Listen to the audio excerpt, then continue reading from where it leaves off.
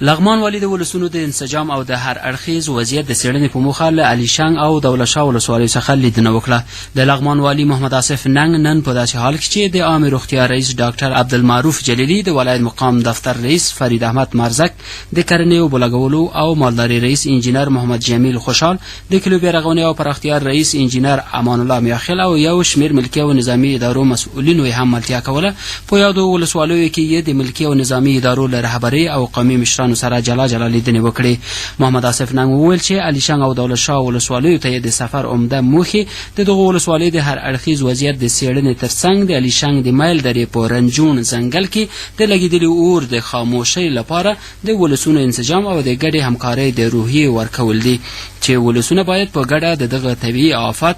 د مهارولو لپاره د سیمې په کچه یو له بل سره مرسته وکړي. ښاغلي ننګ همدارنګه په خپلو خبرو کې د ولایت او د مرکزي دولت په کچه د یادې پیښې د مهارولو په موخه د ترسره کړو اجرااتو د متضررینو سره د مرستو په برخه کې د ولایتي ادارې د چمتووالي او دغه راز سیمې ته د ولایتي ادارې له لوري د استول شوي پلاوي په اړه هم د ولسونو سره معلومات شریک کړل. لغمان والي په دغه سفر کې د علیشنګ ولسوال حاجي الف شاه ته د خپلې تنخوا څخه 100,000 افغانۍ هم ورکړې څو د ولسوالۍ د تعمیر اساسي بیارغونه پرې وکړي، کوم چې دا مهال په یو بد وضعیت کې قرار لري. محمد آصف ننګ په یادو ولسوالیو کې د حکومتدارۍ او روانو انکشافي چارو څخه د لیدنې ترڅنګ د ولسونو سره په لیدنو کې د امنیت په لا ښه ټینګښت تاکید وکړ او په دغه برخه کې د افغان امنیتي او دفاعي ځواکونو سره د ولسونو پراخه همکاري اړینه وګڼله. په دغه سفر کې د ځانګړو لیدنو پر مهال د علیشنګ ولسوال حاجي الف شاه، د دولت شاه ولسوال څارنوال نصیر احمد همت او د یادو ولسوالیو یو شمېر قومي مشرانو په خپلو خبرو کې د امنیت، انکشاف او ښې حکومتوالۍ په برخو کې